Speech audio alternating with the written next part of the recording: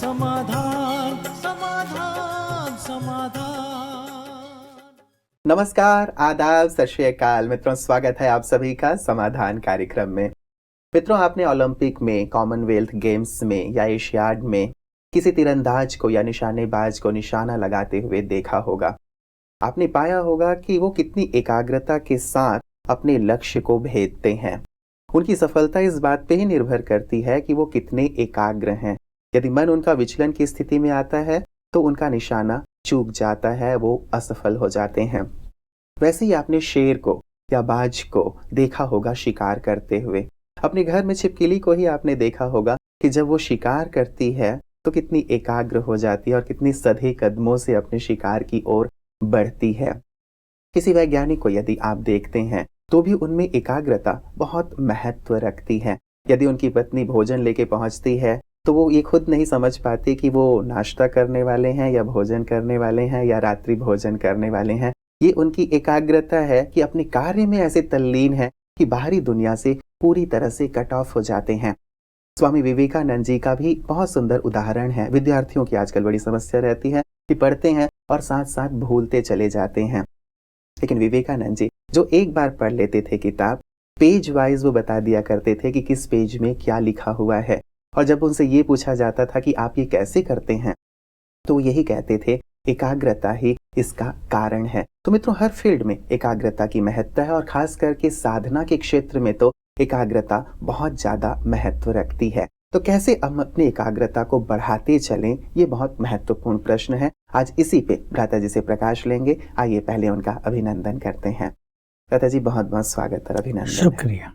भ्राता जी, एकाग्रता का महत्व सभी जानते हैं, लेकिन मैं पहले ये जानना चाहूंगा कि एकाग्रता भंग करने वाली कौन सी ऐसी चीजें हैं जिसके कारण व्यक्ति का मन विचलित हो जाता है। एक्चुअली अगर मूल रूप से देखा जाए, बीज जिसे कहें तो वो है मनोविकार, काम, क्रोध, लोभ, मोह, अहंकार जी।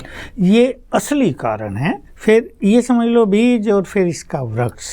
फिर किसी में पास्ट का चिंतन है, किसी को भविष्य की चिंता है, किसी को बच्चों की चिंता है, किसी का वर्तमान व्यवहार बहुत खराब है आपस में, उसके कारण मन विचलित है, किसी ने कोई गंदी फिल्म देख ली उसके कारण मन विचलित है। तो फिर वर्तमान में अनेक कारण, मतलब हर कदम पर वो कारण हो सकते हैं। अगर मनुष्य सावधान न हो, अवेयर न हो कि उसे अपनी एकाग्रता कायम रखनी है, तो हर कदम पे अनेक बातें उसके मन की दिशा को बदल देती हैं और उसका मन विचलित हो जाता है। तो कारण तो बहुत ही सारे हैं, हम इस चर्चा में उनको लेंगे धीरे धीरे, पर उनके निवारण का विशेष महत्व है। तो भ्राता जी, कैसे फिर बढ़ाएं? अब निवारण की बात जब आती है तो हर एक व्यक्ति फिर चाहता है कि एकाग्रता बढ़ती चले, और खास करके जो साधना के पथ पे हैं और जब तपस्या की हमारी चर्चा हो रही है तो हर एक साधक चाहेगा कि मेरी एकाग्रता बढ़ती चले, स्टूडेंट चाहेगा कि मेरी एकाग्रता बढ़े। कैसे बढ़े? हाँ, मुझे एक बात पहले याद आ गई। वैज्ञानिकों की जब एकाग्रता की बात करते हैं, कुछ वैज्ञानिक तो ऐसे हुए जिन्होंने इस विशेष थीम को लेकर बहुत कड़ी मेहनत की। वो तो ऐसे तल्लीन हो गए उसमें कि योगी कह दें उन्हें भी। लेकिन आज बहुत सारे डिपार्टमेंट हैं जिसमें वैज्ञानिक एक साथ मिलकर काम करते हैं, कहीं 100 कर रहे हैं, कहीं 150 कर रहे हैं। एग्रीकल्चर में बीजों पर और युद्ध की बहुत सारी सामग्री और घर घर में जो चीजें सुविधाओं में आ रही हैं उस पर बहुत सारे वैज्ञानिक काम करते हैं। तो एक चीज देखने में आती है कि जहाँ टीम वर्क हो रहा है तो लोगों में आपस में एक दूसरे के प्रति ईर्ष्या द्वेष, लेग पुलिंग, एक दूसरे के पर कमेंट्स, एक दूसरे की गलत कंप्लेंट्स, ये सब चलता है।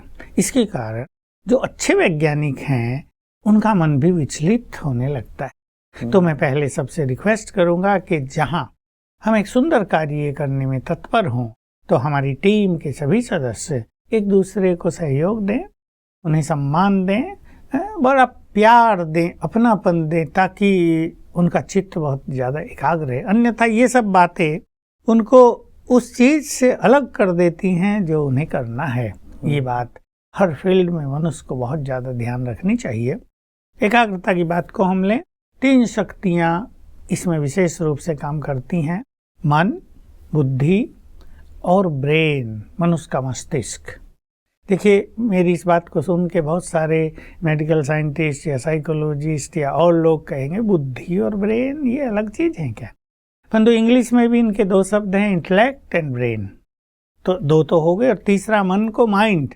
लेकिन कंफ्यूजन ऐसा रहा कि तीनों को एक मानते रहे लोग, यही है सब कुछ, इधर ही है। मतलब उनके कार्यों को शायद अलग अलग नहीं कर पाए। तो देखिए, मन का काम संकल्प करना, मन को हम कह सकते हैं इट्स पावर ऑफ थॉट। और बुद्धि है, इसके कई कार्य हैं। ये थर्ड आई ऑफ विजडम भी है, ये विवेक शक्ति भी है, ये धारणा शक्ति भी है, ये निर्णय शक्ति भी है। इसमें हर मनुष्य ज्ञान भरता है, विवेक, फिर इसका उल्टा भी कोई भर लेते हैं, दुर्विवेक, पर हर मनुष्य इसमें सद्विवेक भरता है। तीसरा जो ये ब्रेन है, ये इन दोनों के कार्य करने का बहुत सुंदर कंप्यूटर है। इनके माध्यम से ये दोनों काम करेंगे। अब मान लो एक व्यक्ति कितना भी एक्सपर्ट हो, लेकिन कंप्यूटर ठीक से काम न कर रहा हो, वायरस आ गया हो और कुछ मिस्टेक हो रही हो, तो एक्सपर्ट व्यक्ति भी कुछ नहीं कर सकता।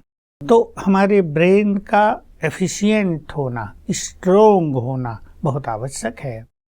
और हमारा मन और हमारी बुद्धि, ये दोनों भी बहुत अच्छे हों। कैसे अच्छे हों? मन तो एक लंबा सब्जेक्ट है, उस पर हम बाद में आते हैं, पर मोस्ट इम्पोर्टेंट है बुद्धि की एकाग्रता। बुद्धि में क्योंकि हम विवेक भरते हैं, ये हमारा विवेक हमारे मन को कंट्रोल करता है, उसको नई दिशा देता है। अगर बुद्धि में सद्विवेक भर लिया जाए तो मन को नियंत्रित करना काफी सरल और सफल होगा। तो पहले हम अपनी बुद्धि में सद्विवेक को भरें। हम जब ईश्वरीय ज्ञान के मार्ग पर आए तो हमने पाया जितना सुंदर विवेक हमारी बुद्धि में है, उतना ही चित्त शांत है। भगवान के महावाक्यों में भी हमने सुन लिया, तुम्हारी बुद्धि को स्थिर करना ये तुम्हारी बहुत बड़ी साधना है। साधना ये है, बुद्धि आत्मिक स्वरूप पर, परमात्म स्वरूप पर स्थिर हो जाए। तो जब ये एकाग्रता आ जाएगी तो बाकी सब एकाग्रताएं, चाहे वो पढ़ाई में हो, चाहे कार्यों में हो, चाहे कोई रिसर्च के फील्ड में है उसमें हो, वो सहज हो जाएगी। अच्छा विवेक भरना है जो आप कह रहे हैं, तो ये अच्छा विवेक भरना ये क्या है? आज हमारे कॉलेजों में बहुत हायर एजुकेशन बच्चों को दी जा रही है। बीटेक कर लिया, एमटेक कर लिया, सीए का हो गया, एमबीए कर लिया, एमसीए कर लिया, पीएचडी कर ली, एमफिल कर लिया। हर फील्ड में एक अच्छी रिसर्च वर्क भी मनुष्य का होता है। ये है एकेडमिकल नॉलेज, लेकिन इसको विवेक नहीं कहा जाता, विजडम। दूसरी ओर एक व्यक्ति गीता का अध्ययन करता है, श्रीमद् भगवत गीता का, या वो उपनिषद पढ़ता है, तो उसकी अच्छी बातें जो जीवन को महान बनाती हैं, जो स्वयं का ज्ञान देती हैं, जीवन जीने की कला सिखाती हैं, हम कहाँ से इस संसार में आए, हमारा महत्ता क्या है, ये संसार क्या है और परमात्मा कौन है, ये ज्ञान हमें विवेक प्रदान करता है। तो कॉलेजों में पढ़ने वाली एजुकेशन है। इन ग्रंथों में ये नॉलेज लिखी हुई है जिससे कुछ ना कुछ विवेक मनुष्य को मिलता है। वो विवेक भी कितना अच्छा मिलता है वो अलग चीज है। जैसे मुझे बड़ा कष्ट हुआ, पीछे अखबारों में छपा, किसी ने लिख दिया और अखबार वालों ने भी छाप दिया कि सबसे ज्यादा पाप तो मंदिरों में हो रहा है, और उसने डिटेल किया ब्रह्मा क्या क्या पाप करते थे, इसलिए उनकी कहीं पूजा नहीं होती, उन्हें रिजेक्ट कर दिया गया। ब्रह्मा जो प्रजापिता है, जो इस संसार की सबसे महान हस्ती है, उसको भी कलंकित कर दिया। न जाने कौन लिखने वाले थे। वो हो सकता है ब्रह्मा के अगेंस्ट कोई व्यक्ति रहे हो, आचार्य रहे हो, उनका मत कुछ और रहा हो, उसको लोग आजकल मान रहे हैं। तो दुर्विवेक भर गया। लोग क्या सोचते हैं, युवक, अरे श्री कृष्ण भी ऐसे थे, देवी देवता भी ऐसे, ब्रह्मा भी ऐसे थे, शंकर के बारे में तो न जाने क्या क्या गंदी बातें लिख दी हैं। तो हम कर रहे हैं तो क्या नुकसान है। तो दुर्विवेक भर दिया। अब जब हम यहाँ पर आए तो ईश्वरीय महावाक्य सुनने को मिले, प्योर ज्ञान, विवेक बढ़ता गया, सद्विवेक बढ़ा, और ये पता चला कि तुम्हारे पूर्वज देवता तो संपूर्ण पवित्र थे, उन जैसा चरित्रवान तो कोई था ही नहीं, वो तो मर्यादा पुरुषोत्तम थे। ये उन आचार्यों की बहुत बड़ी गलती है, वो भ्रमित रहे होंगे, कहीं ना कहीं किसी चीज से वो प्रभावित रहे होंगे, या उन्होंने ये सोचा होगा कि वो भी अपनी वासनाओं को नहीं जीत पा रहे हैं, तो देवताओं के चित्र और ये कहानियां बना दी कि लोग सहमत रहें कि भाई इस ऋषि ने ये गलती कर दी, कोई बात नहीं, वो भी करते तुमसे थे। भी गलती हो हाँ, गई हो तो फिर गई उसको तो कोई मान्यता बात प्रदान नहीं। कर तो दी। इस कारण से ये दुर्विवेक भरा। जी। हमें यहाँ आकर पता चला, no, they were very great, महान आत्माएं, होलीएस्ट ऑन होली। तो एक सद्विवेक बढ़ने लगा। उस सद्विवेक से ये जो हमारा ज्ञान का तीसरा नेत्र है, बुद्धि, ये स्थिर होने लगी। मैं स्पष्ट कर दूं तो आज मनुष्य ने अपनी बुद्धि में अनेक तरह की निगेटिविटी, पाप, कुदृष्टि, व्यर्थ चिंतन, परचिंतन, घृणा, वैर भाव, ये सब बहुत भर लिया है। अब जहाँ ये होगा तो मन में इनके ही विचार चलेंगे। बुद्धि तो लीड कर रही है ना माइंड को। अब भरी ली उसमें ईर्षा, तो वो जहां तहां ईर्षा के वश होगा मनुष्य, और उसके विचार दूसरे के बारे में चलेंगे, वो उन्हें गिराना चाहेगा। तो पहली चीज जो हमने सीखी, बुद्धि को क्लीन करो। ये जो गंदगी है इसको निकालो, अच्छी चीजें भरो। गंदगी निकालने का तरीका भी मिल गया, अच्छी चीज भर दो तो गंदगी आपे ही निकल जाएगी। पॉजिटिविटी भरो, श्रेष्ठ चिंतन भरो, अपने एटीट्यूड्स को बहुत अच्छा बनाओ, सबके लिए अपने मन में शुभ भावनाएं भर दो। सब तुम्हारे अपने हैं, किसे तुम गिराओगे? तुम गिराओगे तो तुम भी गिरोगे। तुम द्वार बंद करोगे किसी के, तुम्हारे भी द्वार बंद हो जाएंगे। तो एक सुंदर भावनाएं, कर्म गति का ज्ञान मिलने से बुद्धि स्वच्छ होने लगी। तो ये बुद्धि हमारा तीसरा नेत्र है। इससे हम विजुअलाइज करते हैं, विजुअलाइजेशन होता है। तो जितनी बुद्धि क्लीन होती है ये पावरफुल भी होती है और ये स्थिर हो जाती है। तो ये एक बहुत इम्पोर्टेंट चीज है जो सबको जान लेनी चाहिए, चाहे वो किसी भी फील्ड में हो। मान लो एक वैज्ञानिक ही है और उसको कुछ अच्छा कार्य करना है, तो वो बहुत चीजों को अवॉइड करे, इग्नोर कर दे। उसके साथ ही कुछ बोल रहे हैं, कमेंट्स कर रहे हैं, नो इफेक्ट, मुझे अपना कार्य करना है। क्योंकि अगर मन विचलित हुआ तो उसका इफेक्ट पुनः बुद्धि पर ये रिवर्स होगा, बुद्धि पर आएगा। और दोनों विचलित होंगे तो बुद्धि स्थिर ही नहीं होगी, फोकस ही नहीं कर पाएगा वो वैज्ञानिक उस फील्ड में। और भी एक चीज हमने देखी, अगर बुद्धि बहुत क्लीन हो, बिल्कुल प्योर, तो एक वैज्ञानिक जो रिसर्च कर रहा है उसे देर नहीं लगेगी। ये नहीं वो 100 बार प्रयास करेगा, 1000 बार करेगा, 2-4 बार में जो रियल बात है वो टच होगी उसको। ये फॉर्मूला है। जैसे हमारे यहाँ, मुझे एक बात याद आ गई, बहुत साल पहले की है, हो सकता है 30 साल हो गए। मैथमेटिक्स में एक बहुत बड़ी कोई प्रॉब्लम चल रही थी, वो सोल्व नहीं हो रही थी किसी से। अनेक मैथमेटिशियन उस पर लगे हुए थे, ये सोल्व हो जाए। उड़ीसा का एक लड़का, छोटे से कद का युवक, शायद वो बीएससी कर रहा था उन दिनों, उसने सोल्व कर दी भाई। वो राजयोग करता था, हमारे यहाँ आता था। उसको लंदन बुलाकर अवार्ड दिया गया, बहुत बड़ा उसका सम्मान हुआ। हमें याद है बहुत अच्छी तरह। अब भी वो है और युवक है और राजयोगी है, बहुत अच्छा। तो बुद्धि अगर स्वच्छ और स्थिर हो तो बहुत सारी सुंदर बातें तुरंत टच होंगी। जो प्रॉब्लम है उसका हल तुरंत मिलेगा। इस पर ध्यान देना चाहिए, चाहे वो विद्यार्थी हो। देखिए, जो विद्यार्थी बहुत होशियार हैं, आज ही एक विद्यार्थी का मुझे फोन आ रहा था, मैं 98.5% मार्क्स लाना चाहता हूँ, क्या करूँ, मुझे लाने हैं। मैंने कहा इतने भी आते हैं क्या भाई? मुझे तो पता नहीं, 97 तक तो सुने थे, अब तक 98.5 आते हैं। कहा आते हैं? मैंने कहा तुम्हारे अवश्य आएंगे। मैंने उससे ये चीज बताई कि बस एक ही तरफ एक ही चीज दिखाई दे, इतने नंबर लाने हैं, ये स्टडी करनी है, ये तैयारी करनी है, बाकी चीजों से मेरा कोई कनेक्शन नहीं। जैसे मैं उनसे मुक्त हूँ, वो है ही नहीं मेरे लिए।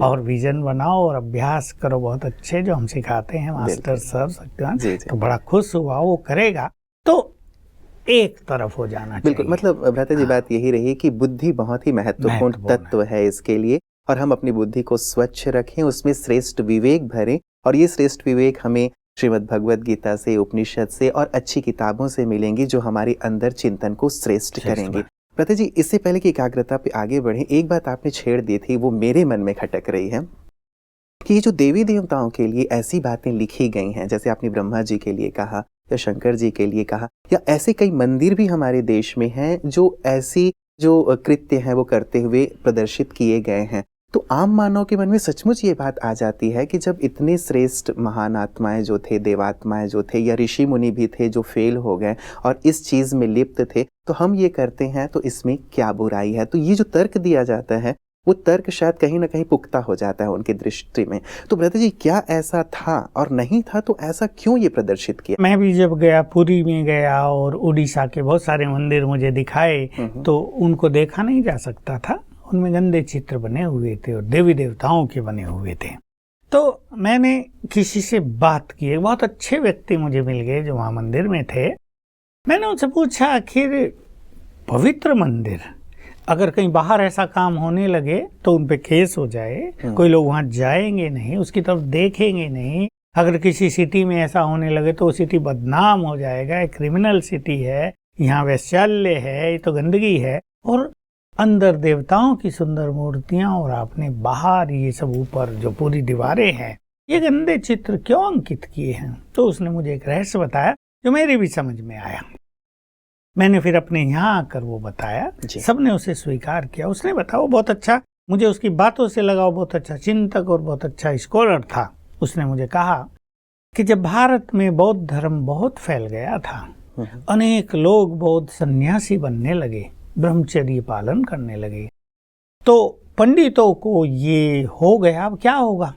तो एक समय ऐसा आया, शंकराचार्य के आने से थोड़ा सा पहले ही, जब अनेक लोग बुद्धिस्ट को बन गए भारत में। हिंदू धर्म लगभग बस पंडितों तक और थोड़े दूर दराज के इलाकों तक रह गया।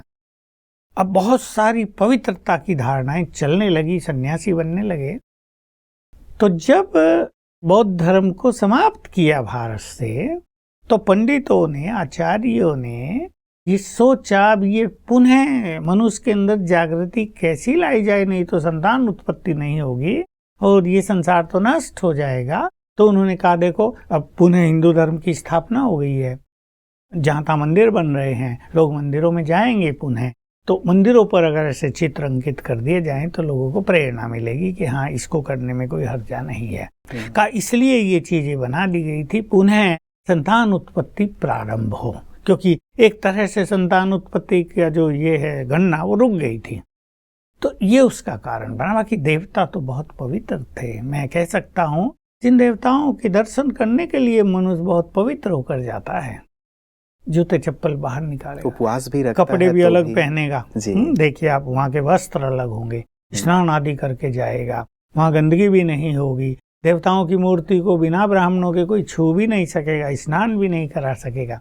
जिनके मंदिरों में स्थूल रूप से इतनी प्योरिटी का ध्यान रखा जाता है, सोचने की बात है वो कितने पवित्र होंगे, पहली बात। दूसरी बात, उनके चेहरे आप देख लीजिए, किसी भी देवी देवता के चेहरे को देखकर किसी क्रिमिनल से क्रिमिनल व्यक्ति के मन में भी दूषित भावनाएं जागृत नहीं होंगी। वहां जाते ही पापी का मन भी शांत और पवित्र हो जाएगा। तो भला वो अपवित्र कैसे हो सकते हैं? क्या ऐसा काम किसी अपवित्र व्यक्ति से हो सकता है? किसी एक्ट्रेस का चित्र देखो, एक अच्छे व्यक्ति के मन में भी वासनाएं जागृत हो जाती हैं। तीसरी बात, किसी देवता का अगर किसी को दर्शन करना हो, उसके लिए भी ब्रह्मचर्य अपनाना पड़ता है। तो भला जो दर्शनीय मूर्त हैं वो पवित्र कैसे नहीं होंगे? तो ये हमारे देवी देवता, ये हमारे पूर्वज, ये संपूर्ण पवित्र थे। हम भारतवासी विशेष जो हिंदू धर्म को मानने वाले हैं, जो आदि सनातन देवी देवता धर्म से संबंध है, वो अच्छी तरह जान ले कि ये हमारे पूर्वज बहुत महान, पवित्र, देवत्व से भरे हुए थे। इसलिए ये भारत भूमि, देव भूमि, ये संसार में सबसे बड़ा महान तीर्थ, ये स्वर्ण युग जहाँ अथाह धन संपदा थी, उसे परिपूर्ण था। मैं भारतवासी अपने भाई बहनों को, सबको जो देवी देवताओं को मानते हैं, उनकी पूजा करते हैं या किसी भी तरह से उनमें विश्वास रखते हैं, उन्हें जानना चाहिए they were absolutely pure, highly pure, supremely pure. हमें भी उन जैसा बनना है। बिल्कुल, मतलब ये जो बात कह दी जाती है कि ऐसा था वैसा नहीं है, आपने एक सत्य कारण बता दिया है कि क्यों इस प्रकार की चीजें की गई थी। क्योंकि व्यक्ति भ्राता जी देखा जाता है कि अपनी कमियों को छुपाने के लिए, दबाने के लिए, या जब फिर से उसे प्रेरित करने के लिए हम तैयार करना चाहते हैं कि पवित्रता बहुत अच्छी चीज़ है या ब्रह्मचर्य बहुत अच्छी चीज़ है, तो शायद इन सब चीज़ों का वो सहारा लेता है और इधर बढ़ने से इनकार कर देता है। दादा जी, पुनः उस पे मैं आना चाहूँगा, एकाग्रता की जो बात हमारी चल रही थी। कई लोग हठपूर्वक अपने आप को एकाग्र करना चाहते हैं। बहुत सारी ऐसी विधियाँ भी हैं। कोई अपनी ज्योति पे अपने आप को एकाग्र करना चाहता है, कोई पॉइंट बना लेता है, कोई नासिका के अग्रभाग पे अपने आप को एकाग्र करना चाहता है। तो ऐसे हठपूर्वक जो किया जाता है, जो एकाग्रता की जाती है, वो श्रेष्ठ है या एकाग्रता का किसी और प्रकार से भी की जा सकती है? देखिए, हठपूर्वक एकाग्रता करने में ब्रेन पर बहुत प्रेशर पड़ता है। ब्रेन की शक्तियां क्षीण होने लगती हैं, कईयों की नसें खिंच जाती हैं, कई बिल्कुल ऐसे हो जाते हैं आधे पागल। उसकी जरूरत नहीं है। वो एकाग्र होने का राइट तरीका नहीं है। एकाग्रता तो हमारी नेचुरल चीज है। जो चीज इसको विकृत कर रही है, इसको नष्ट कर रही है, हम उनको हटा दें तो हम एकाग्र चित्त होंगे। देखिए, एक व्यक्ति को टीवी देखने का शौक है, वो टीवी पे लगा हुआ 4 घंटे हो गए, मम्मी खाने के लिए बुला रहे, कहती नहीं बाद में आता हूँ। एकाग्र हो गया ना जी। एक रस लग गया उस चीज का।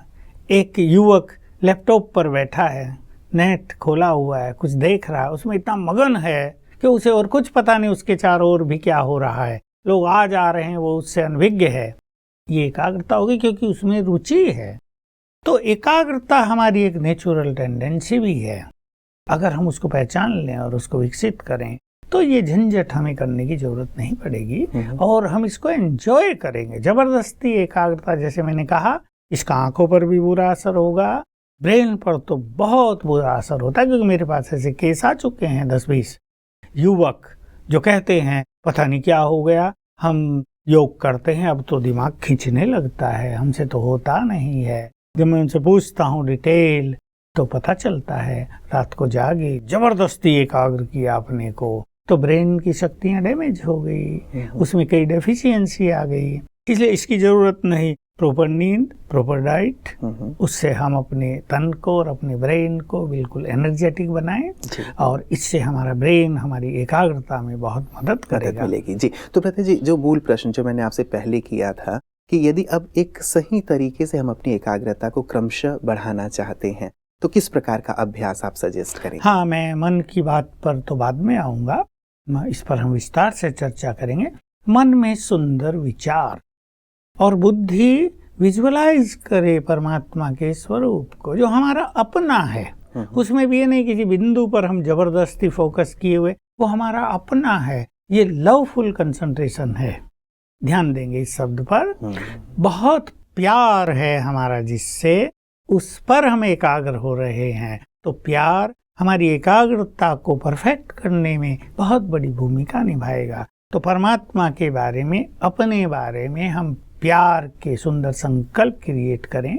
अपने स्वरूप को, अपने सभी स्वरूपों को, अपने पूरे चक्र में जो हमारा पार्ट है उसको जान लें तो विवेक शक्ति बढ़ेगी और उस तरह के संकल्प हमारा मन क्रिएट करेगा। तो मन संकल्प क्रिएट करे, मन में लवफुल फीलिंग हो अपने लिए और अपने परमपिता के लिए, और बुद्धि से दोनों के स्वरूप को हम विजुअलाइज करें तो हमारी एकाग्रता हमारे लिए एंजॉयमेंट बन जाएगी। बिल्कुल। तो इस प्रकार का अभ्यास सभी करना प्रारंभ करें। जो विद्यालय से जुड़े हुए हैं, साधक बंधु हैं वो भी, और जो नहीं जुड़े हैं वो भी सहज रूप से इस कार्य को कर सकते हैं। चलिए प्रता जी, सचमुच बहुत गहरी चर्चा है, इस पे और सुंदर प्रकाश आपसे लेंगे, क्योंकि एक बहुत महत्वपूर्ण बात मैंने सुन रखी है शास्त्रों की, यदि हम 32 मिनट्स तक अपने मन और बुद्धि को एकाग्र कर लें तो हमें मन इच्छित सिद्धि प्राप्त हो जाती है। क्या ये सच है और कैसे किया जा सकता है, इस पे आपसे कल हम प्रकाश लेंगे। आज के लिए आपका बहुत बहुत शुक्रिया। मित्रों, एकाग्रता की चर्चा बहुत ही प्यारी रही है और बहुत सारी चीज़ें स्पष्ट होती जा रही हैं कि कैसे हम अपने मन को एकाग्र कर सकते हैं। स्थूल चीज़ों में करना शायद उतना फ़ायदेमंद न भी हो, थोड़ी समय के लिए फ़ायदेमंद हो भी, लेकिन एकाग्रता हमें यदि राजयोग के माध्यम से बढ़ानी है तो बहुत सुंदर तरीका भ्राता जी ने बताया है कि कैसे मन में सुंदर विचार करें और बुद्धि से कैसे हम परम सत्ता को देखें ताकि हमारा मन शांत और एकाग्र होता चले। और सचमुच एकाग्रता की जहाँ तक बात आती है, हमारे शास्त्र तो भरे पड़े हैं इससे। आपने सुना होगा कि अर्जुन जी ने भी कैसे मछली के नेत्र को भेदा था, या फिर जब हम सुनते हैं कि पृथ्वीराज चौहान जी ने शब्द भेदी बाण छोड़ा था और मोहम्मद गोरी को मार गिराया था। एकाग्रता ही थी ये। और वास्तव में ये सारी चीज़ें आज भी यदि आप देखते हैं, छोटे से छोटा कार्य हो या बड़े से बड़ा कार्य हो, हमें इसकी बहुत ज़्यादा आवश्यकता होती ही होती है। तो हम अपनी एकाग्रता को बढ़ाते चलें, अपने मन और बुद्धि को स्वच्छ करते चलें, ताकि हम सहज रूप से अपने मन और बुद्धि को एकाग्र कर सकें। एक सुंदर बात जो भ्राता जी के साथ आज मैंने अंत में छोड़ी है कि कैसे हम अपनी एकाग्रता को बढ़ाते चलें। और ये कहा जाता है कि यदि 32 मिनट्स तक आप अपने आप को एकाग्र किया है, सचमुच बहुत सारी सिद्धियां मिल जाती हैं। कैसे वो सहज हो हमारे लिए, उस पे भी कल प्रकाश चाहेंगे भ्राता जी से। आप बने रहिएगा समाधान कार्यक्रम में हमारे साथ। नमस्कार।